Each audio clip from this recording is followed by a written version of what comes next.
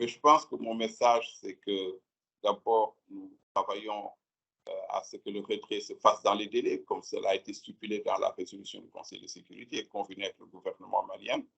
Jusqu'ici, je pense que le retrait se déroule dans le respect du calendrier qui a été convenu. La phase 1 du retrait a été complétée hier avec le départ de nos troupes de Ménaka. Nous allons maintenant entrer dans la phase 2, qui est une phase qui est pleine de défis sur le plan logistique, sur le plan sécuritaire et sur d'autres plans. Mais nous l'abordons évidemment dans le même esprit, celui de respecter les délais, de travailler aussi étroitement que possible avec le gouvernement malien et tous les autres acteurs concernés pour que cette phase soit une réussite.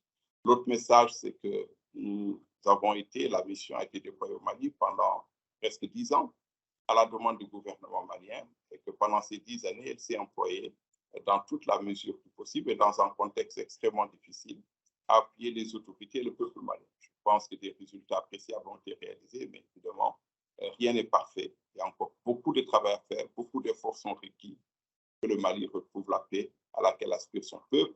Et le dernier message, c'est que l'administration quitte, mais les Nations Unies restent. Les agences, les fonds et les programmes vont continuer évidemment à travailler avec le Mali, qui est un membre des Nations Unies, avec le peuple malien, pour les accompagner dans la stabilisation de leur pays.